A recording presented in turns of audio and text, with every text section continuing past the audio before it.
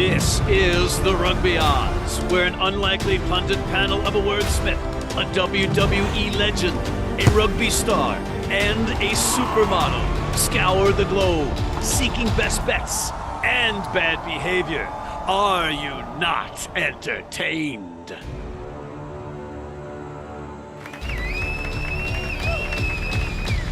Thank you. And while we are worthy of your accolades, we don't have time for it, quite frankly. And if you look in the sponsor opportunity green room, you'll see WWE Hall of Famer John Bradshaw Layfield, who's turned rugby advocate, and his compadre, King Gift Egbelu, the inventor of words, preparing diligently once again. That's all they do. It's just diligence with them. And it's with good reason, because if you look at the Your Company Name Here slate, you'll see we have another full show, including getting George Hook on. So let's bring in John and Gift. Guys, we got back on the winning side of things. We were 29 and 21 last week, which makes up for our previous week, which we hit the bed.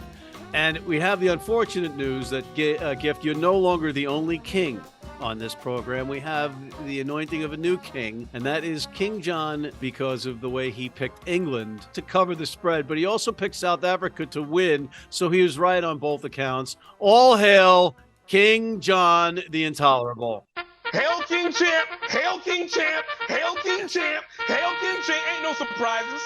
Ain't no surprises. We got a couple kings on this show and a Let's peasant potato head. Yeah. How about that? We got a couple of Joe Kings on this show. That's all I know. Anywho, the 29 and 21 record broke down in a way that, Gift, unfortunately, it finds you once again united, and it's been a while, with the wooden spoon.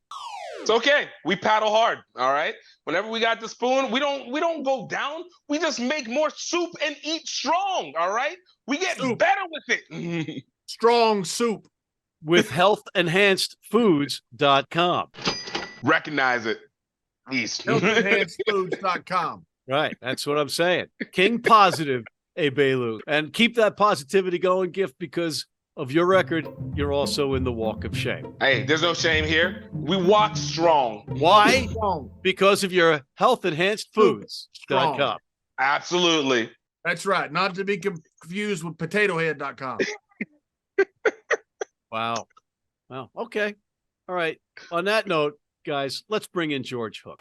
George, thanks for joining us again. I mean, you can tell that we need to pick this up a notch, and you're certainly you drew the short straw, so you're the one to do it. Good to see you. How are you feeling? Well, I last week you would have noticed I had a heavy-duty sweater on because I was feeling cold. I finished speaking to you, went to bed, and didn't get out of bed for a week. George, it's McCarthy. He does it to me and King too. It's all, we get sick. We have to take shots. We have to take rabies vaccinations all over podcasts. Yeah, kind of flu stuff. But I was very sick. There were elements of the sickness which you can't describe on television, you know? Matt tested positive for dummy. Oh, yeah. Just keep it coming. Let's get it all out early. Let's get it all out. Do you want to do this or not? Yeah. Would you start the show, Matt? The Rugby World Cup, baby. So let's get to it. George, what have you learned from this last weekend? Well, I've had confirmation that it may be the worst World Cup ever in one respect, namely the draw. I can live with a team getting beaten by 7 tries when they're a minnow and they're playing in the group stages. But it totally devalues the tournament when a semi-final of a world championship is a walkover. So that's what I discovered negatively. And then what I discovered positively is that my hero, Winston Churchill, still lives and gave the pre-match speech to the team, which resulted in them, England, single-handedly saving the tournament. Will they make this mistake again? They will. And I'm sure you'll have more for us. John, what did you learn? I learned one thing, Matt McCarthy. Learned you need to apologize to the English and Owen Farrell. Go ahead. This is your say right here. Apologize. Because Owen Farrell and Maro Itoje played the game of the freaking tournament. That was played with passion. That was played with pride. You ever wonder why Owen Farrell should have been team captain? That was this weekend was why Owen Farrell should have been. England played with incredible pride. Now, look, it was a complete letdown spot for South Africa. And I don't care. These are great athletes. There's great coaches, but you play this great game right before this, the week before. You win that game and you got the All Blacks waiting for you next week.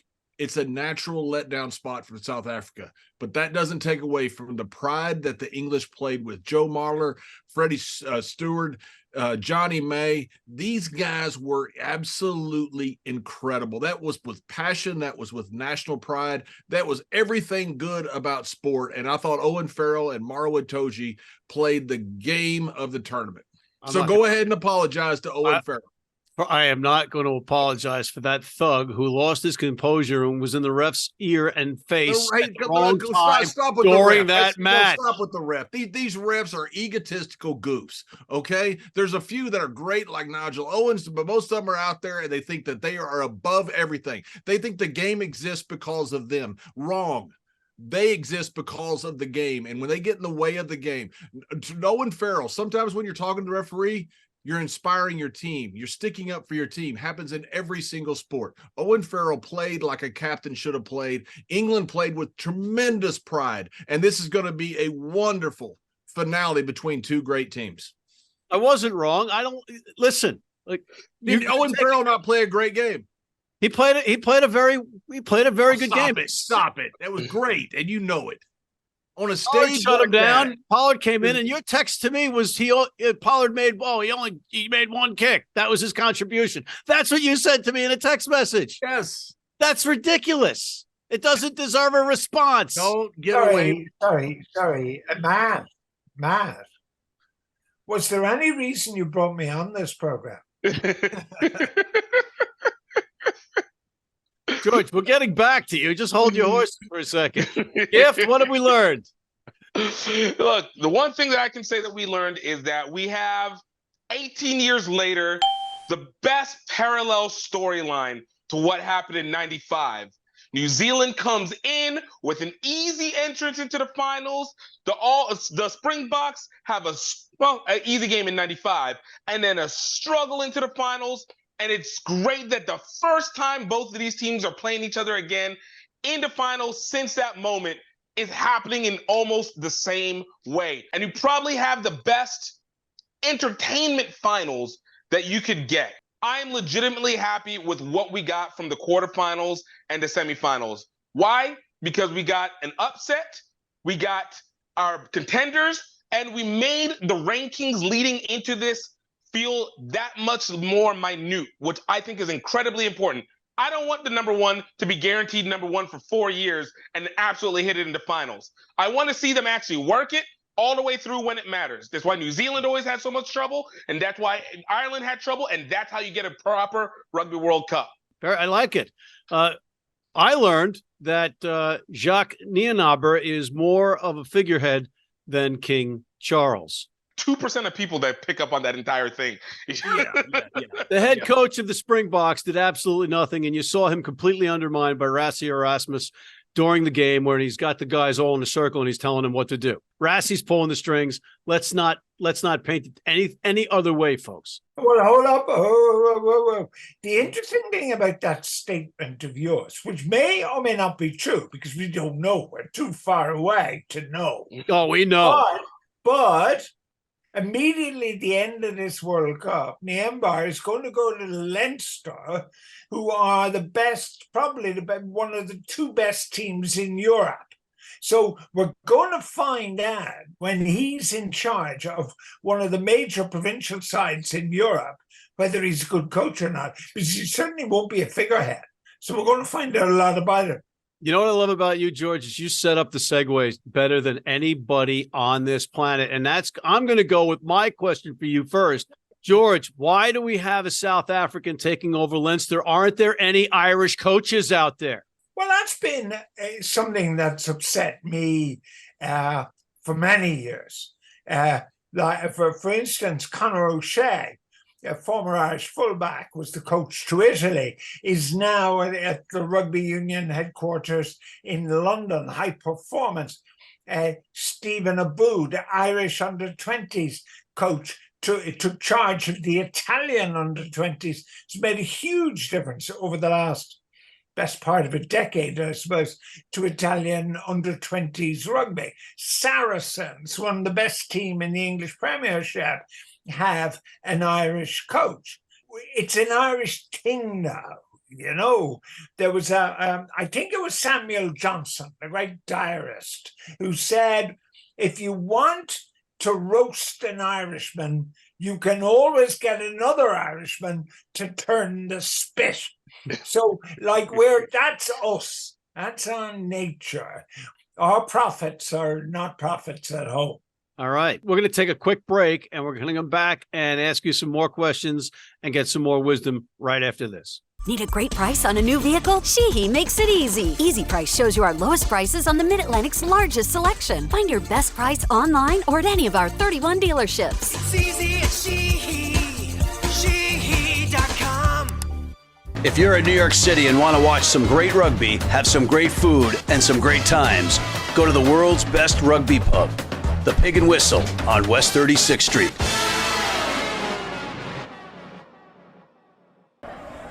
And we are back with Mr. George Hook, Mr. John Bradshaw Layfield, and Mr. King, Gift Egbelu. Gift, do you have a question for George?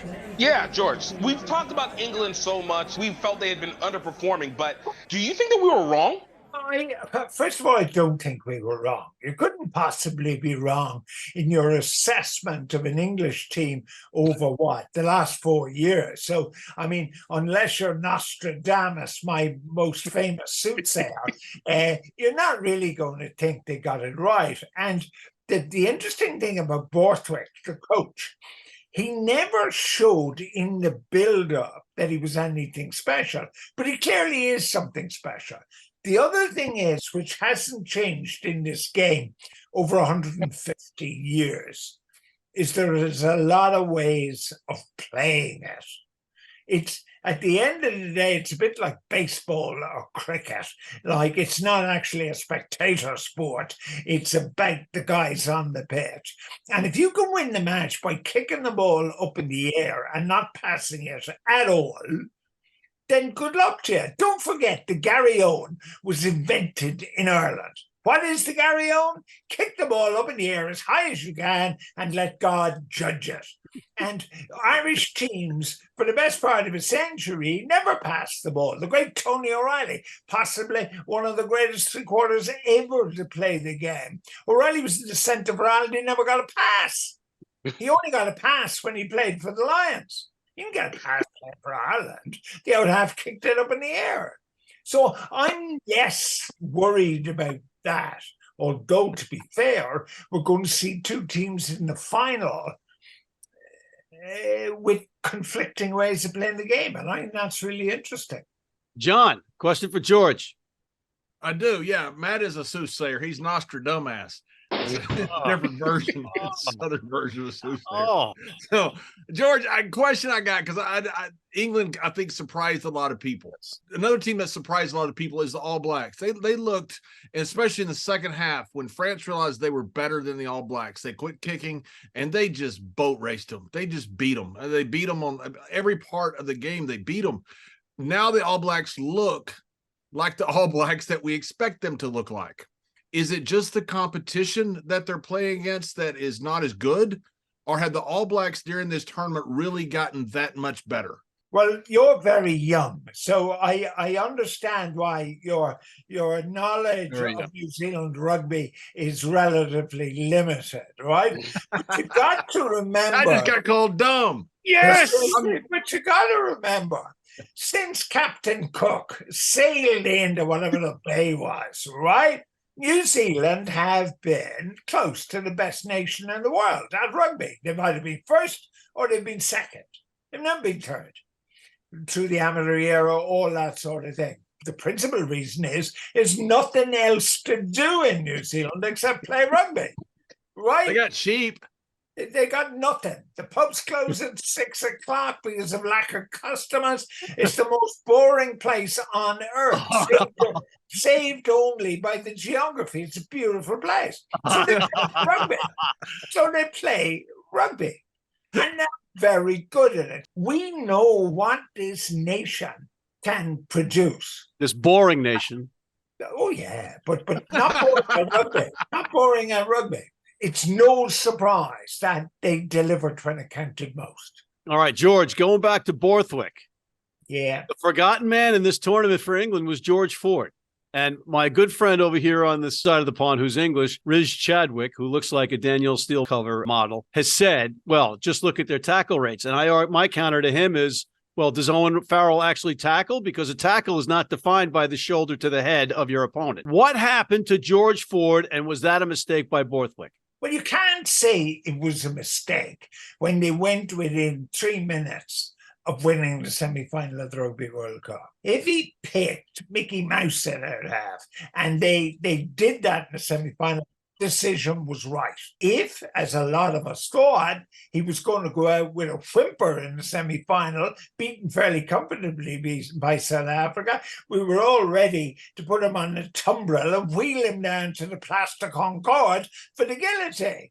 But it didn't work out that way. So the decision to pick Farrell was correct. The other thing we don't know, but we understand, is Farrell appears to be an outstanding captain of this team. I don't like him. You don't like him. A lot of people don't like him. But if the other 14 guys on the pitch are prepared to follow him into the Bail na Blow, and for the non-Gaelic speakers on the programme, the Bail na Blow is the gap of danger. So if the 14 other guys are prepared to follow him into the gap of danger, he's doing a great job. He's an outstanding place kicker. He's actually a very, very good kicker of the ball. And they played a kicking game. Good luck to them. And I don't know whether you're going to ask me about the decision that cost them the match, but there's an interesting thing for you. Hey, George, what was the decision that cost them the match? That the young Bradshaw actually was kind of half right in that this game is not about referees. The correct decision for that penalty was a reset scrum, not a penalty. Why? Because the South African tight head came across, and all you have to do is watch the video and you see him come across. Now, the referee's point was that the English loosehead's knee touched the grass, therefore penalty in his opinion. I think he was wrong. A referee should never award a penalty that decides a game unless he is 100% certain that they're not going to be looking at it after the match. And that's the mistake I think O'Keefe made. George, quick question. Do you feel like a third place match would be worth it in terms of figuring out exactly what rankings are at the end of this actual season? Or do you think it's something that we should continue in this process of just leaving it to silver and gold and moving on from there? There's a football team up in, not Illinois, the place next door. Wisconsin, probably. Green Bay. Got it. Green Bay. Good, John. I was up there in the middle of summer and my testicles fell off from the cold. but Green Bay, Wisconsin. They fell off? Fell right off. They're the famous coach. And he said, who cares who's second? Now, I can tell you, who cares who's third? I agree. mean, the third place match is a nonsense. It's a complete waste of time. You need your cleats? You need them tomorrow? If you order today by 3 p.m. New York time or noon LA time, they can have them to you tomorrow. Young, old, male, female, if you're playing on turf, if you're playing on grass, if you're playing in the rain, you're playing in the heat, they've got you covered. RugbyNow.com. Go there now. George Hook, courtesy of Irish Rugby Tours. They ain't just rugby and they ain't just Irish. George, we got to wrap it up with you for this segment, but I know this is well, good. well, of course, when you're writing out the check, will you fill it in for the full amount, even though you only use me for 20% of the show? You'll get your check from Helen Waite. You can go to Helen Waite to get your check. She's our finance person. But George, there's no way that you can be succinct on this. Is it time to forget the scrummage? Yes. Oh, Go to the rugby league scrummage where Oh. the old late guys can just come in and throw the ball in, and the ball comes out, and it's all who cares. More penalties are given at the scrum now than at any time in the history of the game.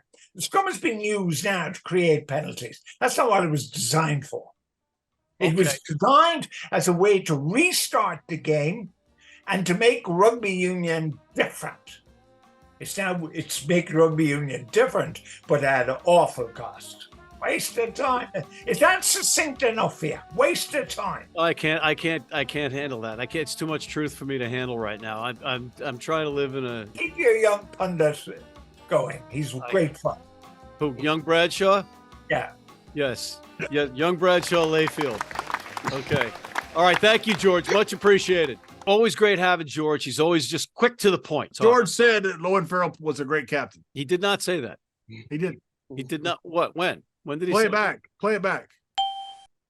All right. The Bunnings NPC has a new champion. Taranaki, take a bow. And in the meantime, you suck for not covering the spread because John is the lone winner out of this. Despite Gift and I picking the right winner, John picked it with the spread. He picked Hawke's Bay. Hawke's Bay covered the spread. Congratulations, John Bradshaw Layfield.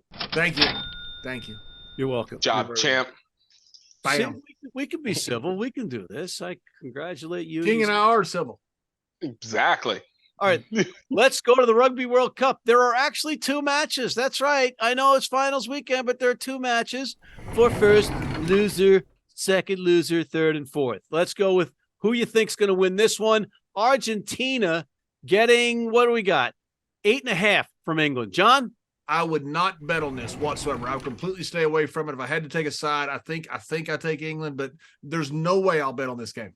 All right, and you know who cares? The Premiership teams who are missing their players for this third place match. Gift. I'm going to pick England. I think they got enough anger, though I do feel Argentina probably would have want more to prove. But once again, England for this one. Okay, this just in. It's not going to count toward our records because management has just said that this is a ridiculous match. We don't have match. And then in the real match, the rematch of the Invictus 1995 tea poisoning by the Springboks allegedly versus the All Blacks. And this time it's New Zealand favored by 1.5 points in Paris. John. Look at what South Africa has done in this World Cup. They beat everybody that you put in front of them. New Zealand has not. New Zealand lost to France that very first game. They got outplayed in the second half. They said, well, New Zealand has gotten certainly a lot better, and they have. But South Africa beats the home team in the quarterfinal. They had a letdown last game. They found a way to win. I'm going with South Africa to beat New Zealand to win the Rugby World Cup.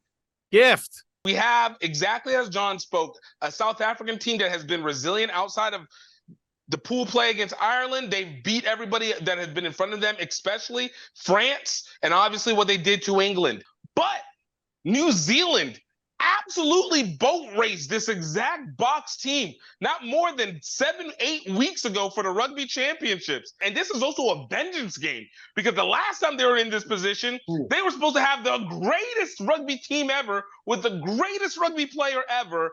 They lost to beat racism in South Africa.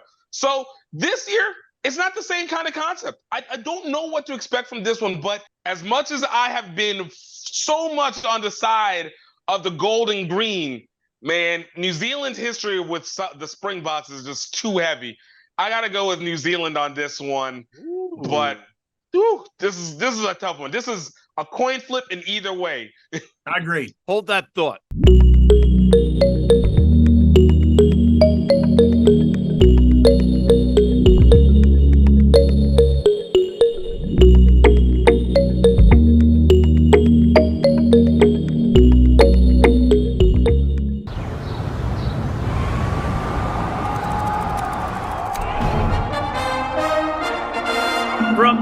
York City comes America's longest running and most popular rugby show.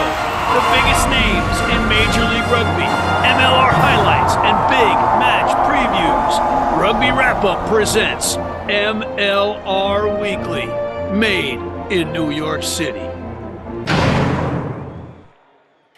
We're back. My take on the final. 3 things to consider. Number 1, nobody in New Zealand that was alive and has some kind of memory of the 1995 match can get over the controversy of the food poisoning that half the team got from drinking a certain tea before they played. That's number 1. Number 2, if there's any kind of moisture on the ground, the unforced errors committed by the Springboks was alarming, to say the least. Whereas New Zealand played in the same conditions, and Geordie Barrett, interviewed after the match because he was man of the match, said, yeah, well, you know, we knew they were playing us tough for a while, but because of the slippery conditions, we knew we could probably use our skill set, meaning they could care less about the rain. And that's the difference between that team. They can play in the rain. South Africa, unforced errors, and we're complaining about the ball being slippy or greasy. Are you Al Roper or what? Are you like the meteorologist? I'm picking New Zealand. John's been muted. As we move on to our next setup, the English Premiership. Last week, we weren't too bad, but, you know, it's impossible to pick these games because everybody's with the national team. That said, John. I'm going with Gloucester for one simple reason. I forgot to mention Jamie George earlier, played 80 minutes of every single game. And like, stop it. The guy is a great player. And quit being a hater. You're just a hater. You were a hater, troll hater. And Saracens just doesn't have anybody left right now. I think they're still going to win the league, but I think Saracens loses this week to Gloucester. Gift. I said this about the top 14 back in September, whenever we started the Rugby World Cup. I'm going to say this about the Premiership now. It doesn't matter. I'm going to give it over here to Northampton. Why? Because it's Northampton. And because they don't have another extra H. So you can't say Northampton like a regular person. It's Northampton.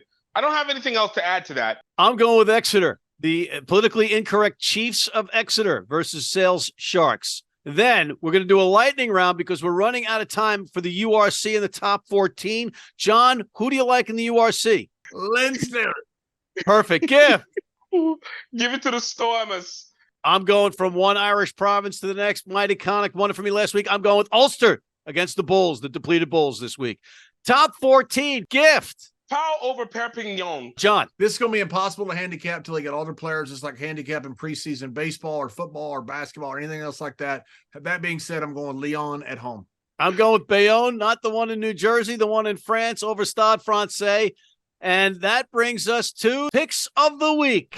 John. Nobody cares in the England-Argentina game. England's not going to be kicking for points. They're not going to be playing field position. They're going to be trying to score. So I'm going to go the over in England-Argentina because I think these guys are just going to open it up and try to score a whole bunch of points and have some fun. Gift. Oh, I'm going to go with that concept with New Zealand and South Africa.